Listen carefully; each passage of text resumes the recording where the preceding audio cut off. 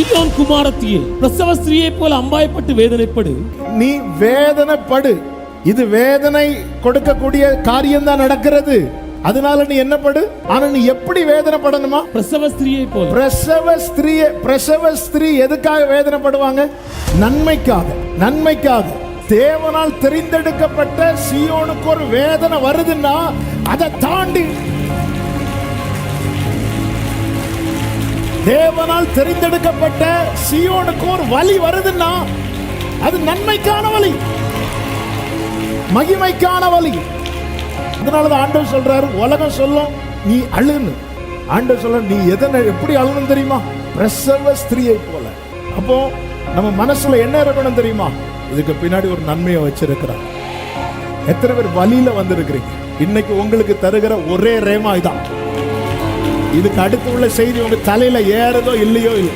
இது நன்மைக்கான வலி, இது மகிமைக்கான வலி.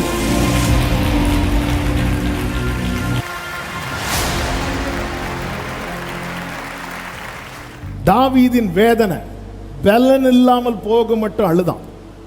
இந்த வலி எதற்கான வலி தெரியுமா? ஒன்றும் குறையாமல் சகலத்தையும் திருப்பி கொள்வதற்கான வலி. யோபுவின் வேதனை எதற்கான வேதனை தெரியுமா? இழந்த எல்லாவற்றையும் இரண்டத்தனையாய் பெற்றுக்கொள்ளும்படியான வேதனை. யோசேப்பின் வேதனை எதற்கான வேதனை தெரியுமா? கொடுக்கப்பட்ட தரிசனம் நிறைவேறுவதற்கான வேதனை. சிலுவையில் இயேசுவின் வேதனை, இயேசுவின் வலி எதற்கான வலி தெரியுமா? மனுக்குலத்தின் ரட்சிப்புக்கான வலி. அப்படி என்றால் என் வலிக்கு பின்னாக ஒரு காரணம் இருக்கிறது. என் வேதனைக்கு பின்னாக ஒரு காரணம் இருக்கிறது. அவர்கள் கர்த்தருடைய நினைவுகளையும் அவருடைய யோசனைகளையும் அறியார்கள். ஆமென் சொல்லுங்க பார்க்கலாம். யோவான் 16வது அதிகாரம் 20வது வசனம். மெய்யாகவே மெய்யாகவே நான் உங்களுக்கு சொல்லுகிறேன், நீங்கள் அழுது புலம்புவீர்கள், உலகமோ சந்தோஷப்படும். நீங்கள் துக்கப்படுவீர்கள், ஆனாலும் உங்கள் எல்லாரும் சொல்லுங்க, ஆனாலும் ஆனாலும் உங்கள் துக்கம் சந்தோஷமாய் நீங்கள் அழுது புலம்புவீர்கள். உலகம் இப்ப எதை பார்த்துட்டு இருக்கு? எப்படா இந்த வீட்டில் ஒரு அழுகை கேட்கும்?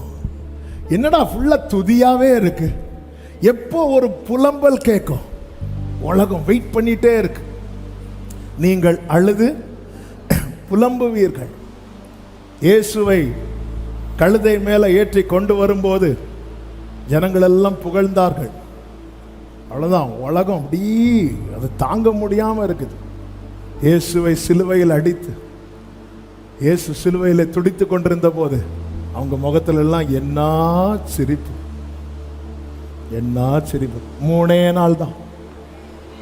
நாள் தான். ஹல்லேலூயா, ஹல்லேலூயா. ஆண்டவர் சொல்ற, மெய்யாகவே மெய்யாகவே நான் உங்களுக்கு சொல்லுகிறேன், நீங்கள் அழுது புலம்புவீர்கள். ஆண்டவர் இந்த சத்தியத்தை சொல்றதுக்கு ஆண்டவர் இத்தனை மெய்ய போட்டீங்க. மெய்யாகவே மெய்யாகவே. ஆண்டவர் இங்க என்ன சொல்ல வர்றாரு தெரியுமா? நீ அழுவேன்னு சொல்ல வரல, நீ எதுக்காக அழுதியோ அந்த துக்கம். ஹல்லேலூயா, ஹல்லேலூயா. ஆமென் சொல்லுங்க பார்க்கலாம். சொல்லிவிட்டு அடுத்து சொல்றாரு 21வது வசனம்.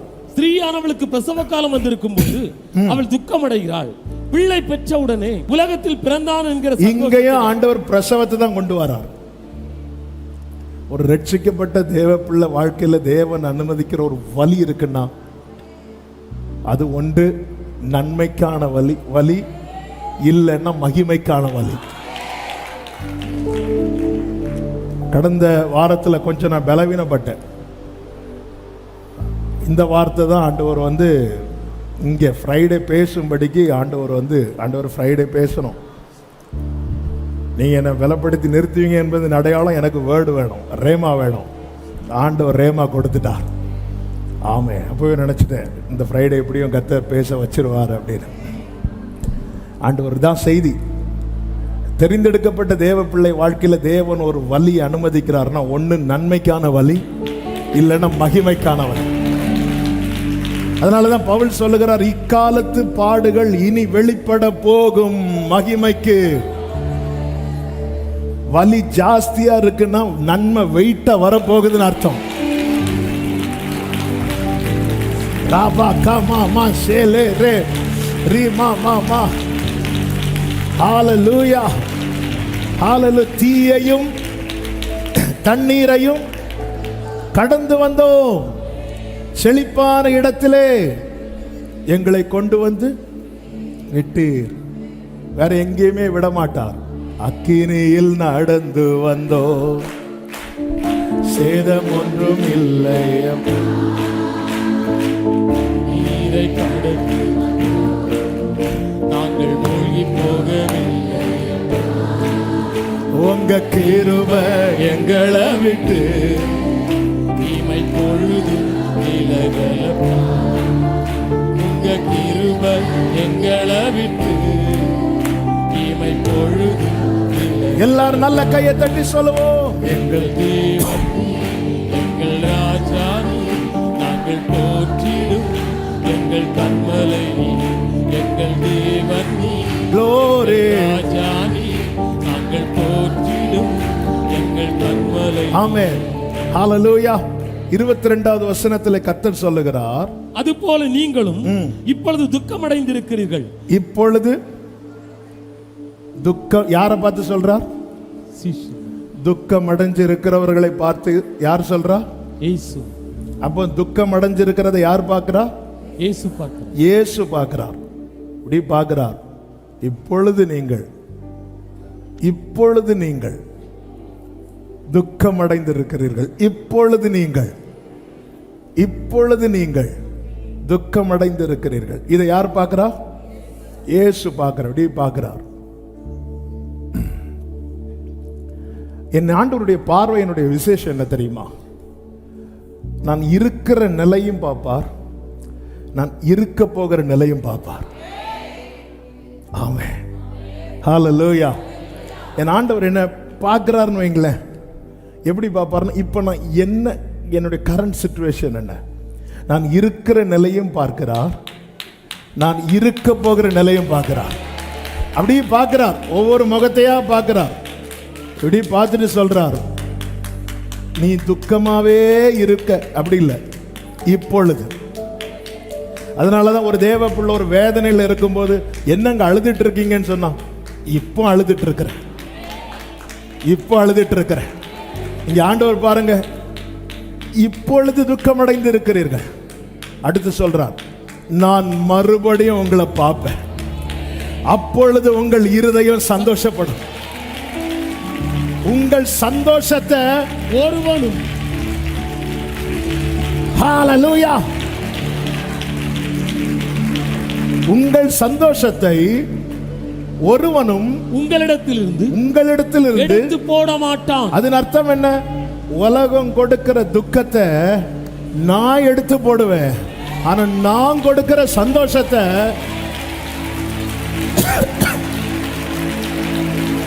ஆமென் சொல்லுங்க பார்க்கலாம்.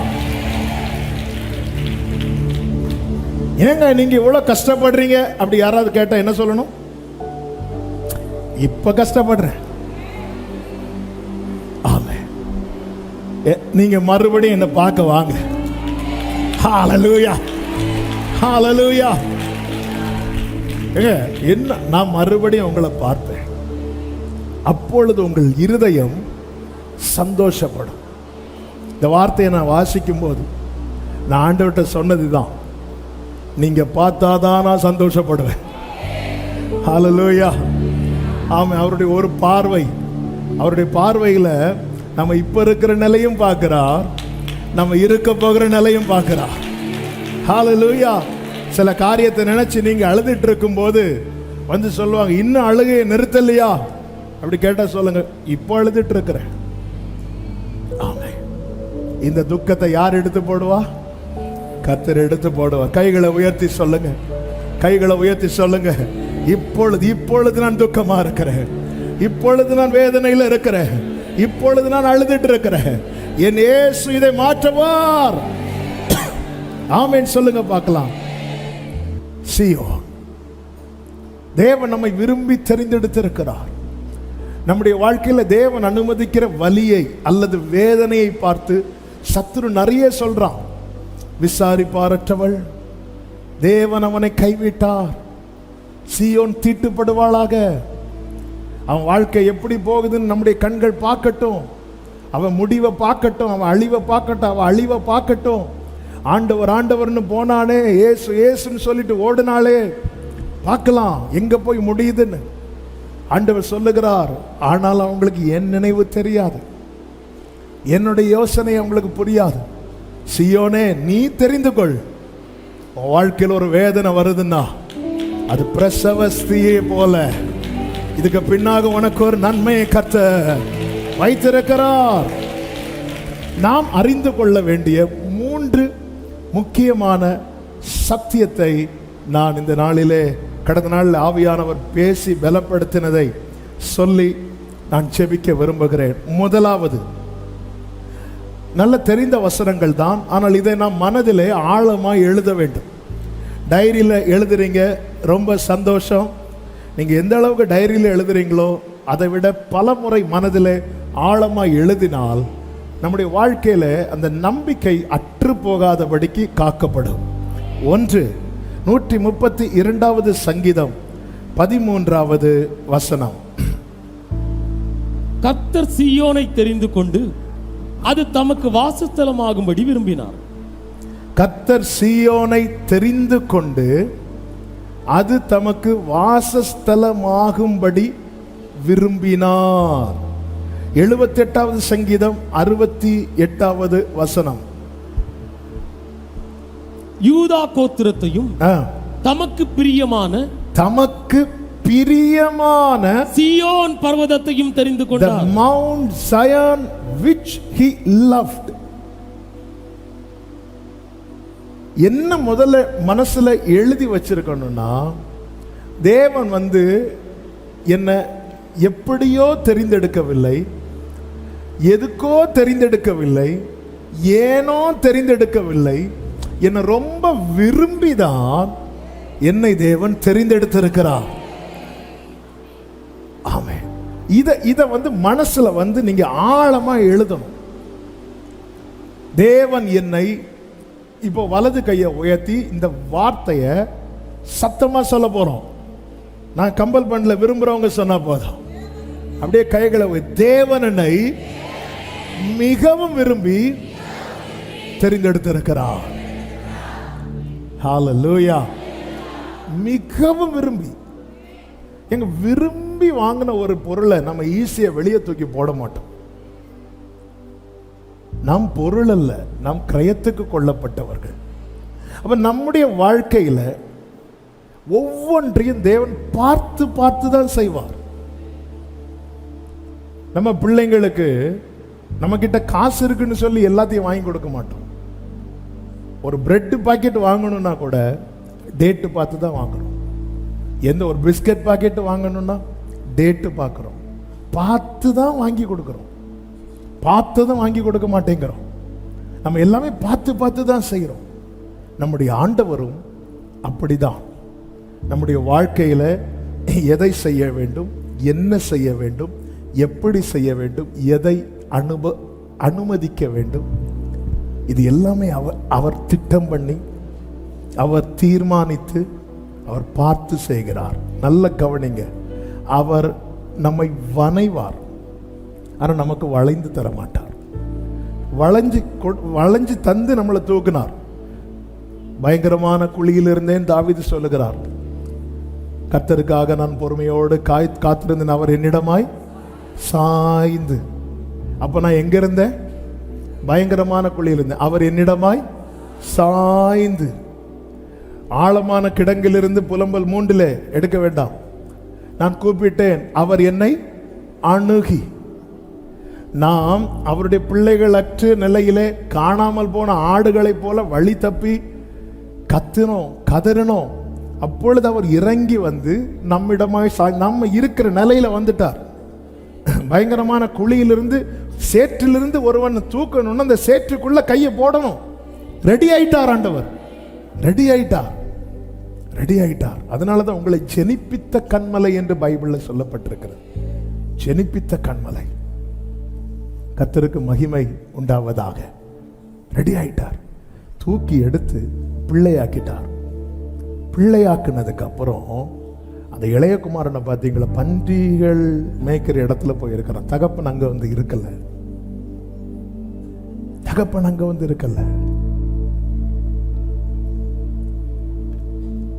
அப்பா இருக்கணும்னு நீ அப்பா கூட வந்து இருக்கணும். அந்த இடத்துல தகப்பன் வரவில்லை. அதே அதிகாரத்துல தான் ஒரு ஆடு புதரில் சிக்கி கொண்டிருக்கிறது. மேய்ப்பன் போகிற காரியத்தை இயேசு சொல்லுகிறார். ஆனா மகன் பண்டிகைகளுக்கு இடையில சாப்பாடு இல்லாம தவித்து கொண்டிருக்கும் போது தகப்பன் போறதை அங்க சொல்லல.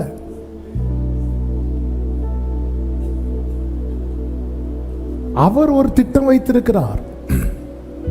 நம்ம பிரச்சனை என்னன்னா, நம்ம திட்டத்துக்குள்ள அவரை கொண்டு வர பார்க்கிறோம். அது சாத்தியமாகாது. தேவன் ஒரு திட்டம் வைத்து இஸ்ரவேலரை நடத்தி கொண்டிருக்கிறார். ஏன்? இவர்கள் என்னுடைய ஜனங்கள், என் ஜனமாய் இருக்கும்படிக்கு, நீங்கள் என்னுடையவர்களாய் இருக்கும்படிக்கு. தேவன் ஒரு ஆளை என்னுடையவன் என்னுடையவன் சொல்லிட்டார்னாலே புரிஞ்சுக்கோங்க, அவங்க மேல இருக்கிற தேவ திட்டம் என்பது சத்துருவுக்கு தெரியல, நமக்கும் தான் தெரியல. நமக்கும் தான் தெரியல. அதனாலதான் ஆண்டவர் சொல்றார், உனக்கு வலிக்குது, நீ கத்துற, ஆனா நீ நம்பிக்கை இழந்தவன போல கத்தாத.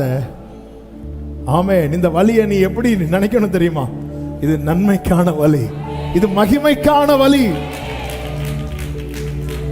அதனாலதான் கர்த்தருக்கு மகிமை உண்டாவதாக ஒரு வசனத்தில் இருக்கு, நான் இக்கட்டு நாளில் இளைப்பாறுதல் அடைவேன் அப்படின்னு இருக்கு. ஒரு தேவ பிள்ளைக்கு அப்படிதான் எல்லா வலி. ஒரு மரணத்தை குறித்து பைபிள் என்ன சொல்லப்பட்டிருக்கிறது? நாம் நம்பிக்கையற்ற மற்றவர்களை போல இருக்கக்கூடாது. அழுறோம், துக்கப்படுறோம். தேவன் இல்லைன்னு சொல்றவங்க வீட்டில் மரணம் நடந்தாலும் அவங்கள என்னதான் பண்றாங்க? அழுறாங்க, துக்கப்படுறாங்க. தேவ பிள்ளைங்க வீட்டில் எப்படி ஒரு இழப்பு வரும்போது எல்லாருக்கும் தான் வேதனை. ஆனா ரெண்டுக்கு என்ன வித்தியாசம்னா, இவர்களுக்கு ஒரு நம்பிக்கை உண்டு. என்ன நம்பிக்கை தெரியுமா?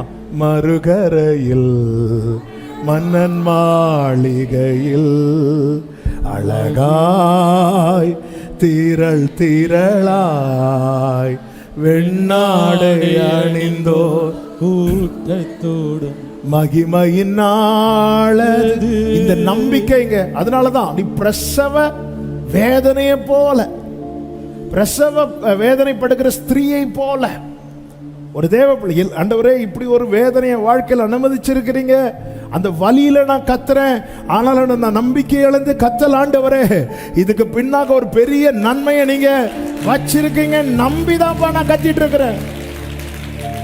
ஆமென் சொல்லுங்க பார்க்கலாம். தேவன் விரும்பிதான் தெரிந்தெடுத்திருக்கிறார். எனவே தேவன் அவருடைய திட்டத்துக்குள்ள நம்மை கொண்டு வருவதற்காக தேவன் என்ன செய்கிறார் என்றால், சில காரியங்களுக்கு நமக்கு எஸ் சொல்லாம இருக்கிறார். இத தேவ பிள்ளை நல்லா புரிஞ்சுக்கணும். ஆமே, நம்ம என்னதான் ட்ரை பண்ணாலும் ஆண்டவர் இஸ்ரவேல் ஜனங்களை கொண்டு கொண்டு வந்துட்டு இருக்கும்போது சாமுவேல் கிட்ட கேட்குறாங்க, எங்களுக்கு ஒரு ராஜா வேணும் அப்படின்னு. சாமுவேலுக்கு அந்த காரியம் பிடிக்கல. சாமுவேல் நினைச்சிட்டாரு, அவ்வளோதான், என் மேலே டவுட் வந்துட்டு. உடனே சாமுவேல் கேட்குற, நான் ஏதாவது வஞ்சித்தானா, ஏதாவது எடுத்தானா, அப்படி இப்படிலாம் கேட்டு பார்க்குறாரு. கேட்டுட்டு நேர தேவ சமூகத்தில் போய் ஆண்டவரே நிற்கும்போது கர்த்தர் சொல்கிறாரு, அவங்க ஒன்றை தள்ளலை, அவங்க என்ன தள்ளிட்டாங்க. அவங்க ஒன்றை தள்ளலை, என்ன தள்ளிட்டாங்க. நீ கொடுத்துரு, கொடுத்துட்டு சொல்லு, என்ன விளைவு வந்தாலும் நீங்க பார்த்துக்கோங்க, அவ்வளவுதான். ஆண்டவர் இன்னும் அப்படி விடாம நம்மளை அவர் லைன்ல பிடிச்சு வைத்திருப்பதற்காக ஸ்தோத்திரம். விட்டு கொடுக்கல, விட்டு கொடுக்கல,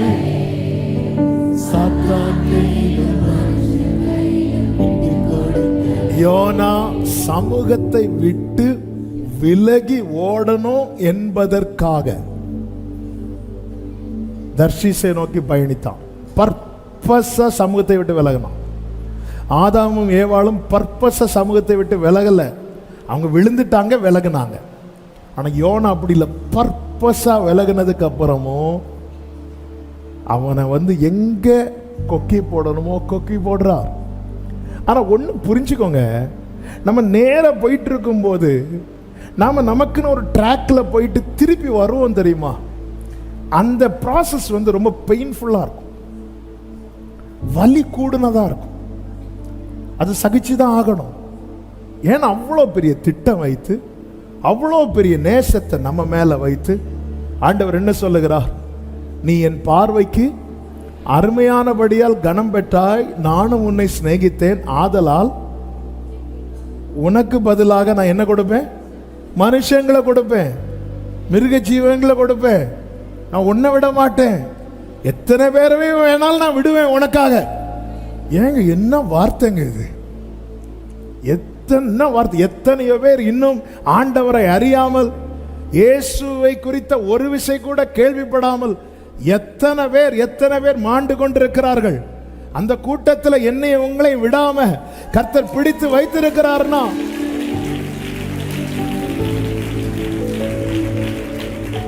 மூணு வருஷம் திராட்சை தோட்டத்தில் ஒரு அத்தி மரம் வைக்கப்படுகிறது. எஜமான் வாராரு, அவர் எதிர்பார்த்தது இல்லை. வெட்டி போடு அப்படின்னு சொல்லும்போது தோட்டக்காரன், கண்காணிப்பாளர், பராமரிக்கிறவர் சொல்றார், இந்த ஒரு வருஷம் இருக்கட்டும், நான் அதை சுற்றி கொத்தி எரு போடுவேன். ஒரு வாட்டி பத்மமுதலியார் ஆண்டி பேசிட்டு இருக்கிறாங்க, ஃபோனில் நாங்கள் பேசிட்டு இருக்கும்போது அவங்க சொல்லும்போது இன்னொரு வார்த்தை சொல்கிறேன். கர்த்தருக்கு சித்தமானால் அடுத்த ஃப்ரைடே பத்மமுதலியார் ஆண்டி நம்ம ஃபாஸ்டிங் ப்ரேயரில் வருவாங்க. எல்லாரும் வரும்படி உங்களை அன்புடன் கேட்டுக்கொள்ளுகிறேன். பேசும்போது இந்த டாபிக் பேசிகிட்டு இருக்கும்போது அவங்க ஒரு வார்த்தை சொன்னாங்க, அதான் தம்பி, ஆண்டவர் தர டைமில் நம்ம அவர் எதிர்பார்க்குறத கொடுக்கலன்னு வச்சுக்கோயேன், அடுத்து ஒரு ப்ராசஸ்க்குள்ளே நம்மளை கொண்டு போவார். அது பார்த்தியா, அதில் அந்த சுற்றி எரு போட்டு இந்த உரெல்லாம் போட்டால் என்ன ஸ்மெல் வரும்?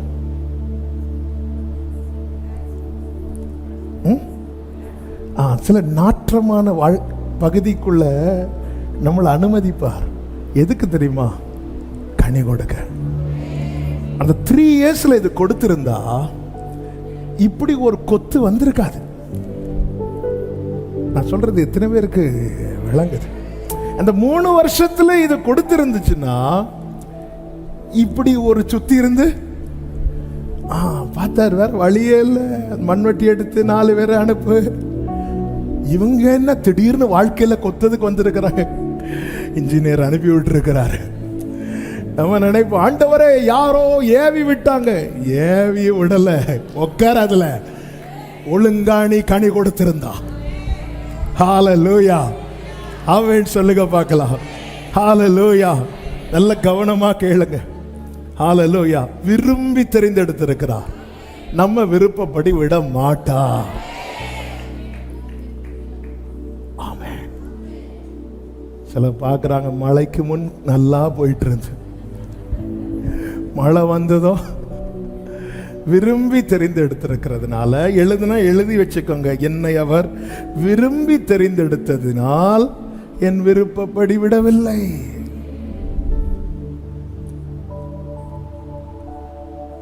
பிறக்கும் முன்னமே என் பெயரை அறிந்தீரே, அவயம் அனைத்துமே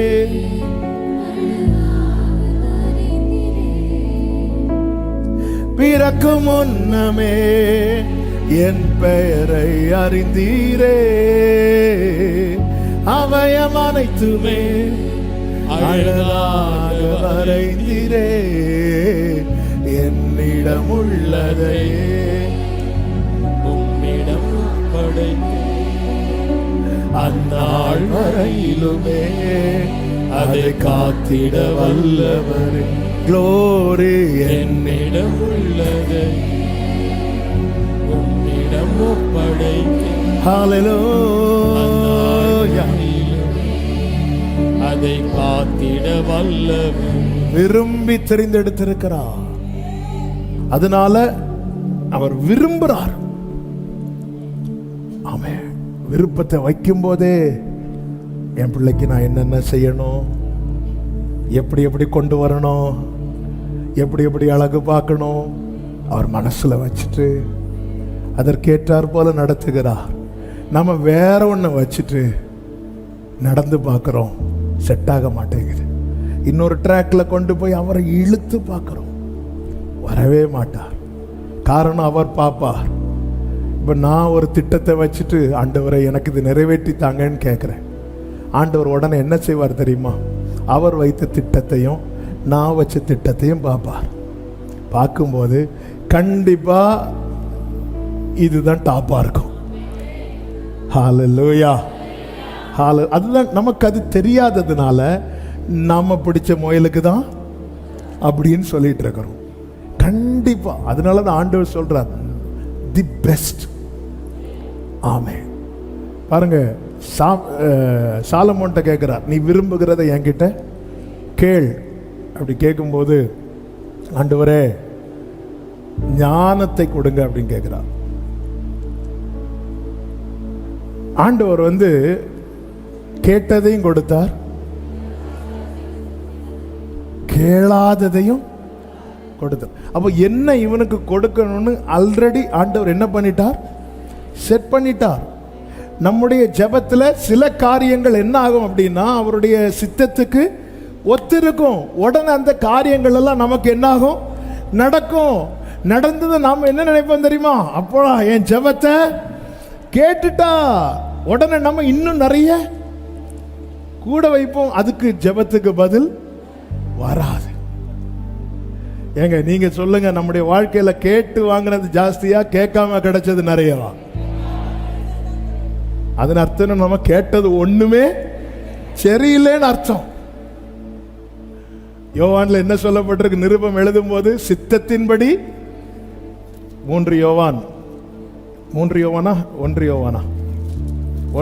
5வது அதிகாரம் எடுத்தீங்களா?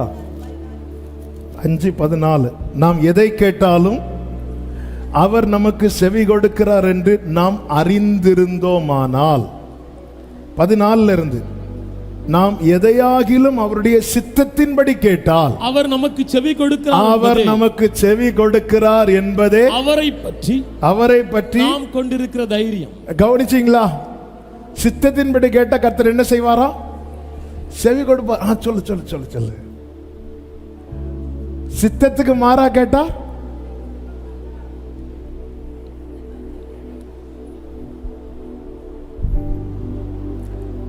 அப்படியே தூதன்ற கண்ணுகள் ஆமீன் போட்டான். ஆண்டவரே,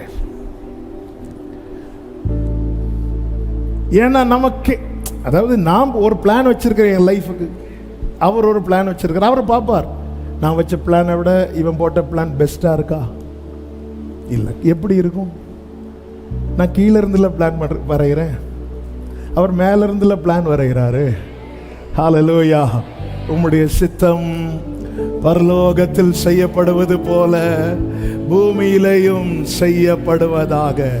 நான் என்னுடைய இன்றைய சூழலை வைத்து நான் திட்டமிடுகிறேன். அவர் என்னுடைய வாழ்க்கையின் கடைசியும் பார்த்துவிட்டுதான் திட்டத்தை அவர் எழுதி வைத்திருக்கிறார். எனவே புரிந்து கொள்ளுங்கள், தேவன் நம்மை விரும்பி தெரிந்தெடுத்திருக்கிறார். அவருடைய விருப்பத்துக்காக நான் தெரிந்தெடுக்கப்பட்டவன். எல்லாரும் வலது கரத்தை உயர்த்தி சொல்லுங்க, அவர் விருப்பத்திற்காக நான் தெரிந்தெடுக்கப்பட்டவன். 2வது, சீயோனே நீ கேள். சங்கீதம் 102:13 தேவரீர் எழுந்தருளி சீயோனுக்கு இறங்குவீர், அதற்கு தயை செய்யும் காலமும் அதற்காக குறித்த நேரம். தேவனால் தெரிந்தெடுக்கப்பட்ட ஒவ்வொருவருக்கும் தேவன் எதை எப்படி செய்ய வேண்டும் என நேரத்தையும் காலத்தையும் குறித்து வைத்திருக்கிறார். ஹல்லேலூயா.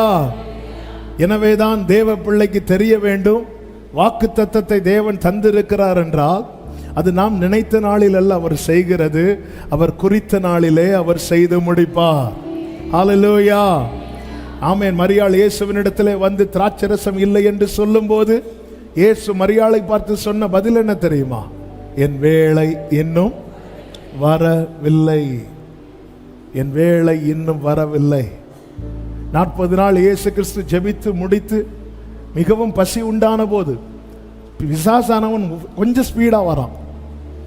அதாவது நமக்கு கிடைக்க வேண்டிய டைமுக்கும் நமக்கும் இடையில ஒரு கேப் இருக்குல்ல, அதுல பிசாசு வந்து நிற்பான். நீ தேவனுடைய குமாரனே ஆனால் டவுட்டு கொண்டு வருவான். இந்த கேள்வி கொண்டு வரதே பிசாசு. அதனாலதான் இந்த கொஸ்டின் மார்க்லாம் எப்படி இருக்கு?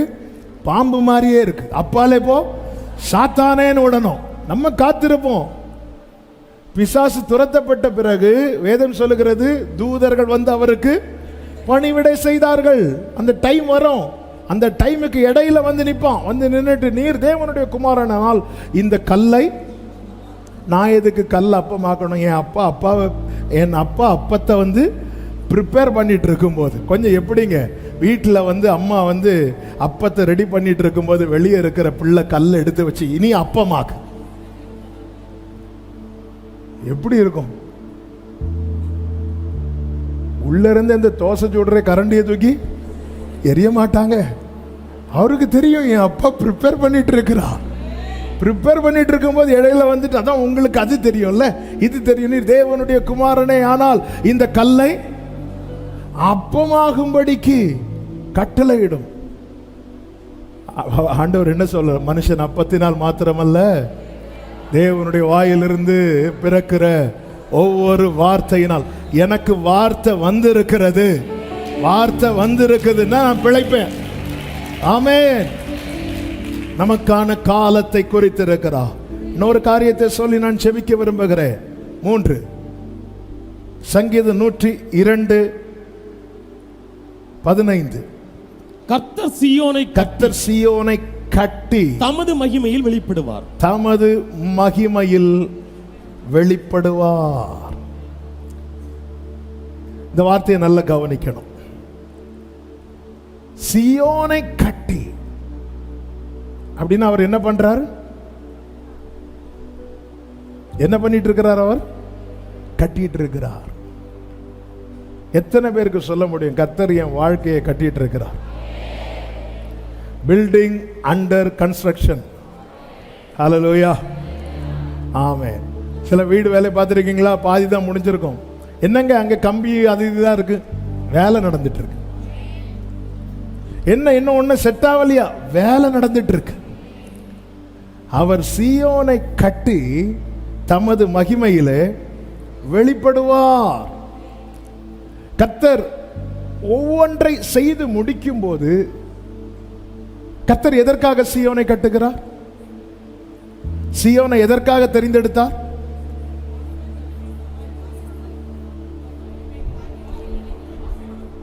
அவர் வாசம் பண்ணுவதற்கு.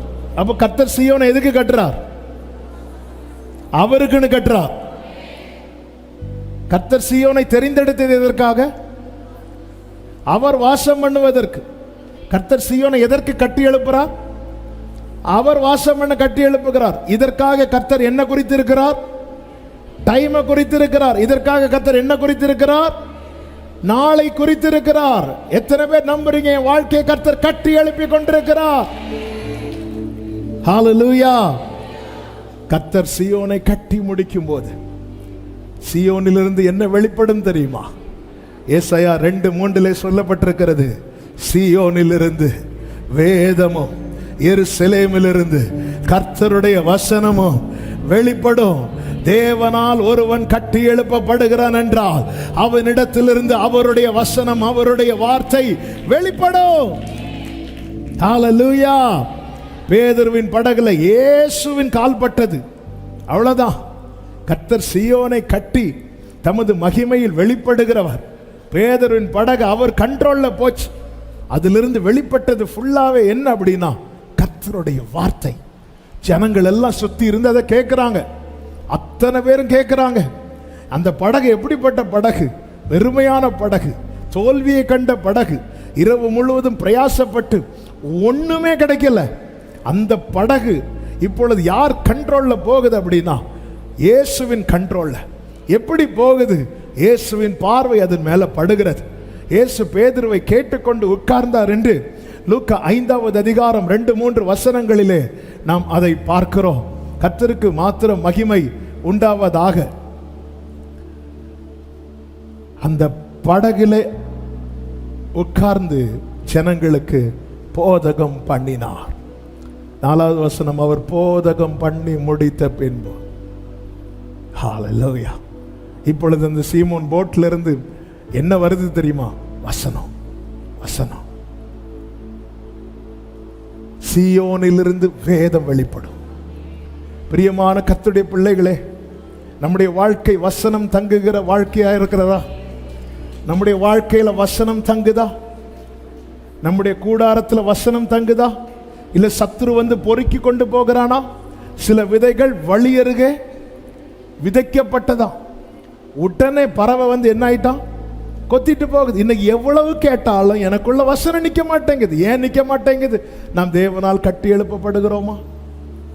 கட்டி எழுப்பப்படுகிறோமா? சீயோனிலிருந்து வசனம் வெளிப்படும். என் வாழ்க்கை, என்னுடைய செயல்கள், என்னுடைய பார்வை, என்னுடைய வார்த்தை, என்னுடைய கிரியை அவங்க பார்க்கணும். இது வசனம் இல்ல, இது வசனம் இல்ல. மோசே கையில 2 கற்பலகை நிறைய என்ன எழுதிட்டு வராரு? வசனம் எழுதிட்டு வராரு. ஆனா அது யார் பேசின வார்த்தை? இதுல யார் பேசின வார்த்தை இருக்கிறது? ஆனா கர்த்தர் மோசையோடு பேசினார் என்பதை மோசே எப்படி அறிந்து கொண்டான்? ஜனங்கள் எப்படி அறிந்து கொண்டார்கள்? கற்பலையில் இருக்கிற வார்த்தையை பார்த்தா மோசையின் முகம் பிரகாசித்ததை பார்த்தா. நமக்குள்ள வசனம் இருக்கிறது என்பதை நம்ம டைரியை பார்த்தல்ல, நம்முடைய வாழ்க்கையை பார்த்து ஜனங்கள் அறிந்து கொள்ள வேண்டும்.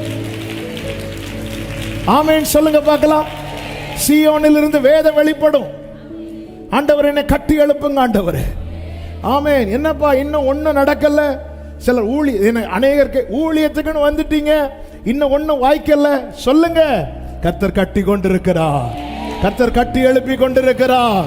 ஆமென் சொல்லுங்க பார்க்கலாம். 134வது சங்கீதம் அதனுடைய 3வது வசனத்திலே சொல்லப்பட்டிருக்கிறது, வானத்தையும் பூமியையும் உண்டாக்கின கர்த்தர் சீயோனில் இருந்து உன்னை ஆசீர்வதிப்பாராக. சீயோனில் இருந்து என்ன வரும்?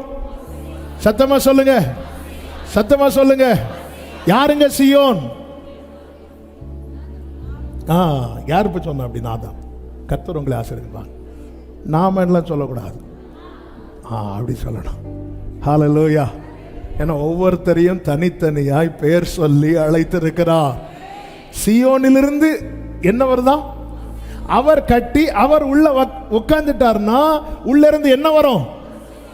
சத்தமா சொல்லுங்க, ஆசீர்வாதம். இப்ப பேதுரு படகுல ஆண்டவர் ஏறி உட்கார்ந்துட்டார். உட்கார்ந்ததும் படகு எங்க போகுது?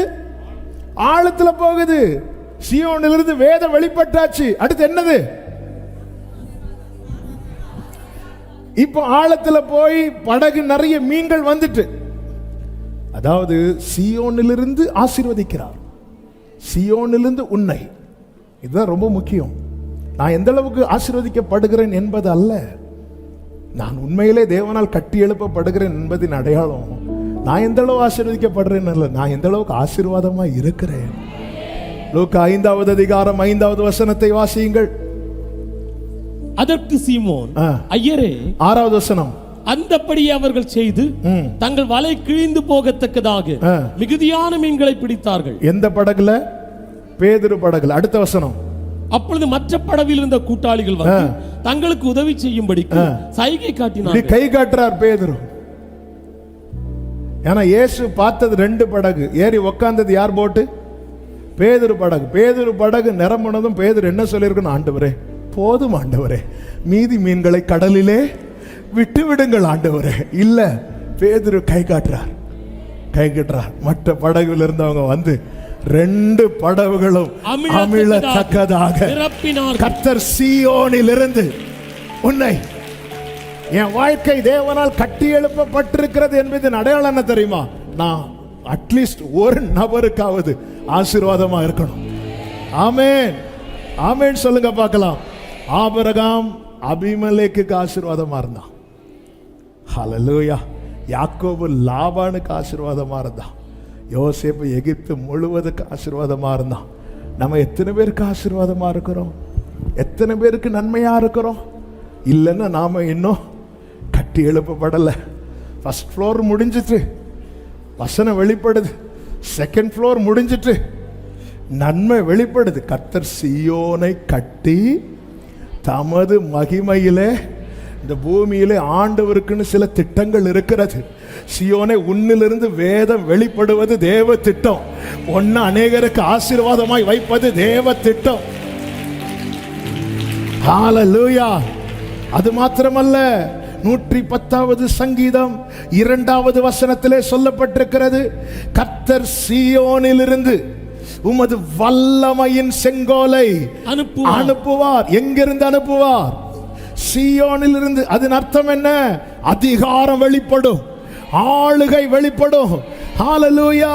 சத்துருவையும் அவன் வல்லமையும் மேற்கொள்ளும் அதிகாரம் உன்னிலிருந்து வெளிப்படும்படி சீயோனே, கர்த்தர் உன்னை கட்டுவிப்பார்.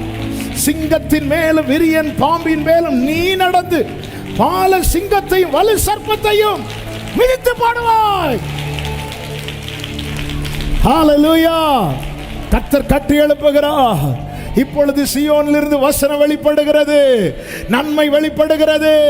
சீக்கிரமாய் சீயோனிலிருந்து ஆளுகை வெளிப்படும், அதிகாரம் வெளிப்படும். கட்டி எழுப்புறா. ஆமென், ஆமென். எத்தனை பேர் நம்புறீங்க? ஹல்லேலூயா. பைபிள் இருக்குல்லங்க, விசுவாசிகளால் நடக்கும் அடையாளங்கள் ஆவன. கர்த்தர் கட்டி எழுப்பும் போது நடக்கும், நடக்கும். ஆமென் சொல்லுங்க பார்க்கலாம். 40வது வயசுல பார்வோனுக்கு பயந்து மோசே ஓடினான். அப்படிதான் பைபிள்ல ரெக்கார்டா இருக்கு. இந்த விஷயம் பார்வோனுக்கும் தெரிஞ்சிருக்கும், கண்டிப்பா நம்மளை கொன்றுவான். பயந்து என்ன பண்ணிட்டாரு? மோசே ஓடிட்டார். இப்ப எல்லாருடைய மைண்ட்ல என்ன இருக்கு? மோசே என்ன பண்ணிட்டாரு? பயந்து ஓடிட்டார், பயந்து ஓடிட்டார். இப்படிதான் எத்தனை வருஷமா இருக்கு? 40 வருஷமா இருக்கு. எல்லாருடைய மைண்ட் செட் எப்படி இருக்கு? மோசே பயந்து ஓடிட்டார். ஆனா ஆண்டவருடைய திட்டம் வேற. அவனை தனியா கொண்டு வந்து அவனை மறைத்து வைத்து அவனை உருவாக்குறார், அவனை கட்டி எழுப்புகிறார். எதற்காக? அவருடைய அதிகாரம் அவனிலிருந்து வெளிப்பட. ஹல்லேலூயா. இப்பொழுது உருவாக்கப்பட்ட கட்டி எழுப்பப்பட்ட மோசே மீண்டும் எகிப்துக்குள்ளே வருகிறார்.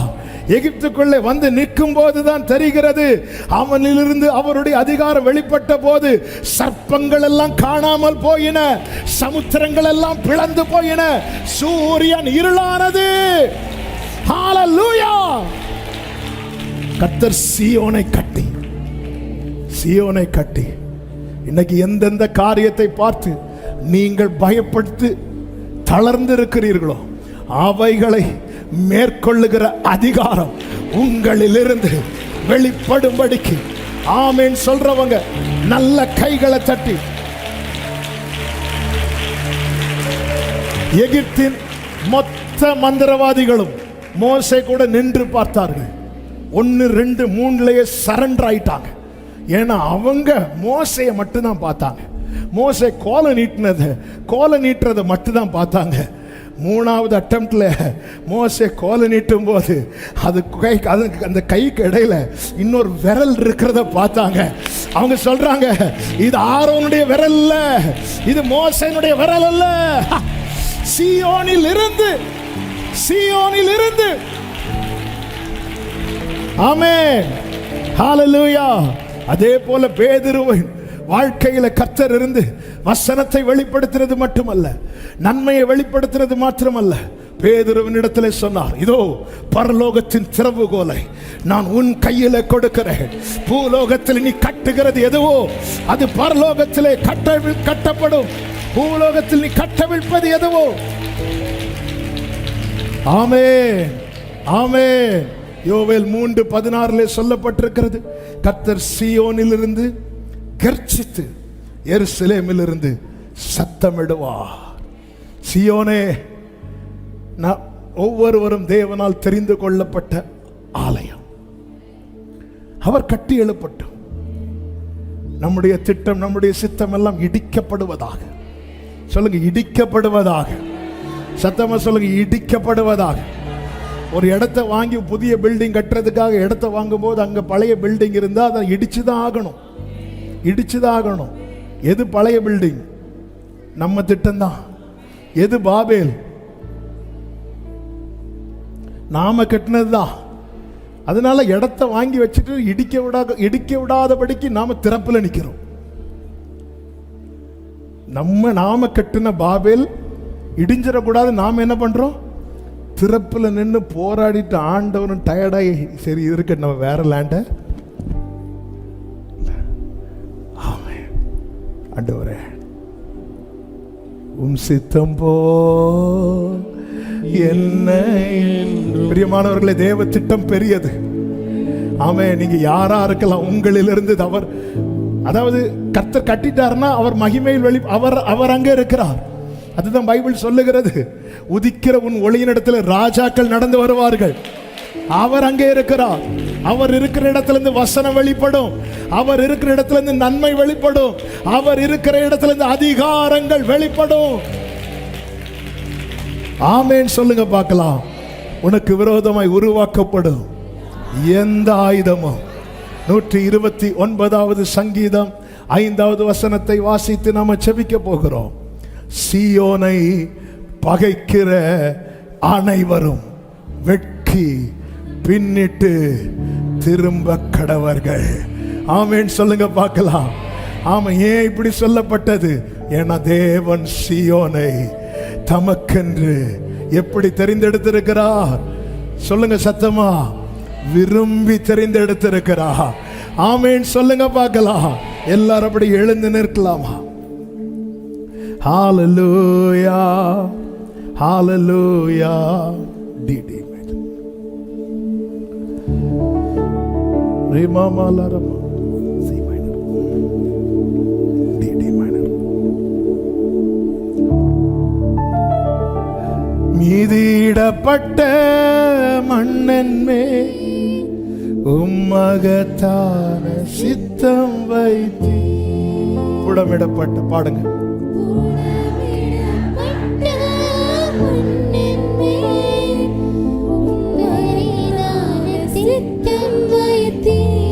ஓ மீதிடப்பட்ட மண்ணென்னை உம்மகத்தான சித்தம் வைத்தி. புடமிடப்பட்ட உம் பெரிதான எனக்கு நம்பிக்கை உண்டு. என்னை நீர் உருவாக்குவீர். என்னை உருவாக்குவீங்கப்பா. எனக்கு நம்பிக்கை உண்டு. உந்தன் கரத்தில் என்னை நீர் உருவாக்குவீர். இந்த பாடலை அர்ப்பணிப்போடு பாடி நம்ம ஜெபித்து முடிக்க போகிறோம். அதற்கு முன்பதாக வலது கரத்தை உயர்த்தி இடது கரத்தை இருதயத்தில் வைத்து ஒரு 2 நிமிஷம் கர்த்தர் சீயோனை கட்டி, இது தெரியாம நம்ம கர்த்தர் என்னை கைவிட்டார், ஆண்டவர் என்ன மறந்தார், இல்ல இல்ல. ஆண்டவர் சொல்ற, நான் எப்படி மறப்பேன்? கர்த்தர் என்னை கைவிட்டார், ஆண்டவர் மறந்தார்னு சொல்லும் போது கர்த்தர் தீர்க்கதரிசியை கொண்டு பேசுறார். ஸ்திரீ ஆனவள் தன் கற்பத்தின் பிள்ளைக்கு இறங்காமல் தன் பாலகனை மறப்பாளோ? அவர்கள் மறந்தாலும் நான் உன்னை மறப்பது இல்லை. இதோ என் உள்ளங்கைகளில் உன்னை வரைந்திருக்கிறேன். உன் மதில்கள் எப்போதும் என் முன் இருக்கிறது. உன் குமாரர் தீவிரித்து வருவார்கள். உன்னை நிர்மூலமாக்கினவர்களும் உன்னை பாழாக்கினவர்களும் உன்னை விட்டு புறப்பட்டு போவார்கள்.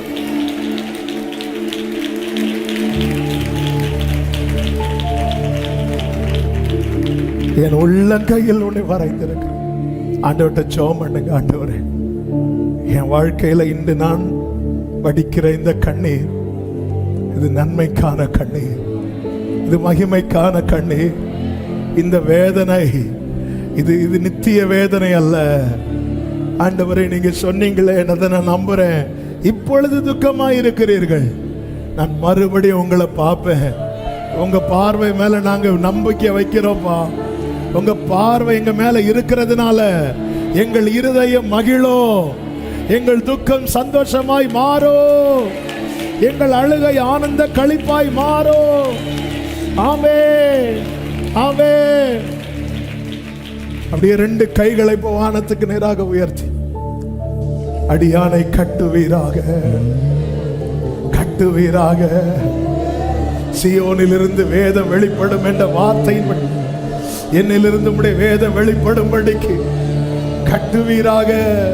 சீயோனிலிருந்து ஆசீர்வதிப்பார் என்ற வார்த்தையின்படி என்னிலிருந்து உம்முடைய நன்மை வெளிப்படும்படி கட்டுவீராக.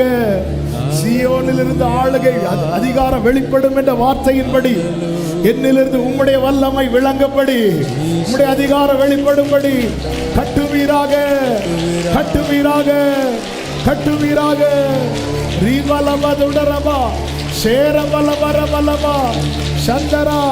அதற்கு தடையாய் நான் கட்டி வைத்திருக்கிற பாவேல் கோபுரங்கள் தரைமட்டமாவதாக, இடிக்கப்படுவதாக, இடிக்கப்படுவதாக. கர்த்தருடைய வல்லமை, கர்த்தருடைய வல்லமை, கர்த்தருடைய வல்லமை, கர்த்தருடைய வல்லமை. ரீமா மா கரோ ஷேரே மாமா ரீமா. விட்டு கொடுங்க, விட்டு கொடுங்க, விட்டு கொடுங்க, விட்டு கொடுங்க, விட்டு கொடுங்க. நிரப்புங்கப்பா, நிரப்புங்கப்பா. ஓ ஷலபகரபா ரீமா மகரோ ரீபலபதுடரபா. வல்லமை, வல்லமை, வல்லமை, வல்லமை. ரே மாமா தோரோ ஷேரே பாபல ரதடலரா. சீயோனை கட்டுவீராக.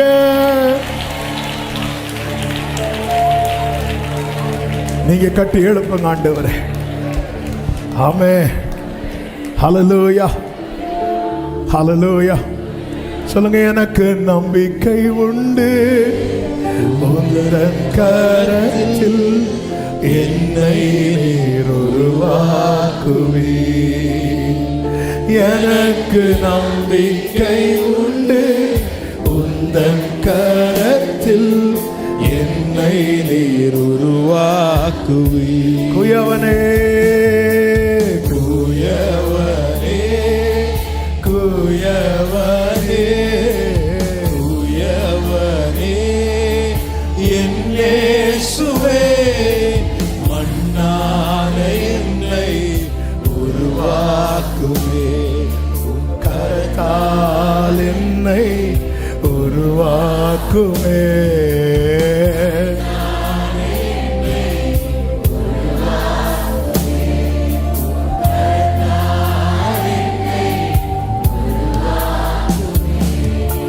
வழியிலே கிடந்த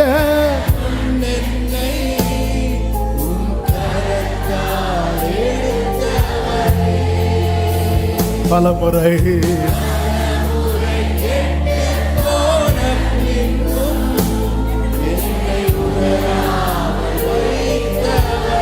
கைகளை உயர்த்தி எனக்கு நம்பிக்கை, எனக்கு நம்பிக்கை என்னை நீர் உருவாக்குவீர். எனக்கு நம்பிக்கை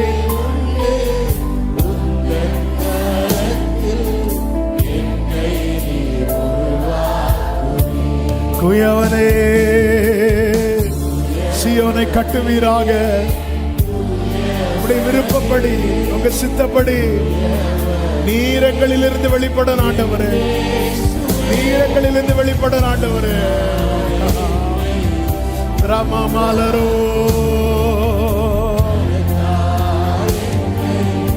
உருவாக்குமே, உருவாக்குமே.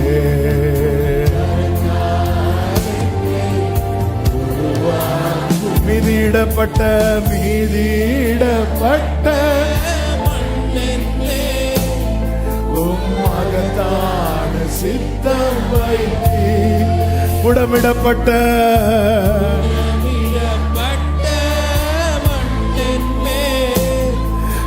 பெரிதான ஒரு விஷயம் கூட சொல்லுங்க, மிதியிடப்பட்ட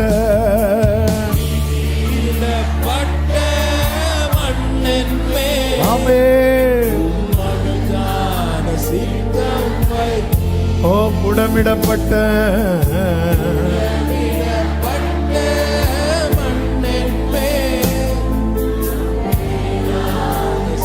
நம்பிக்கையோட ரெண்டு கைகளை உயர்த்தி கண்களை ஏறெடுத்து, எனக்கு நம்பிக்கை உண்டு, என்னை நீர் உருவாக்குவே.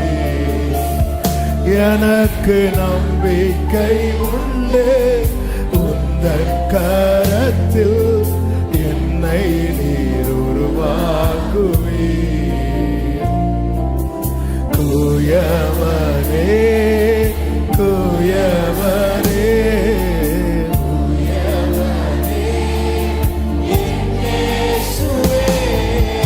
மண்ணான என்னை உருவாக்குமே, உம் கரத்தால் என்னை ஆமென்.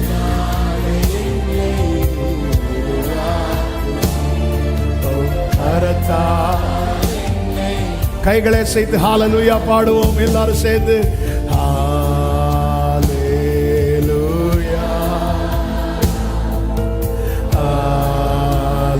ஹalleluya ஹalleluya.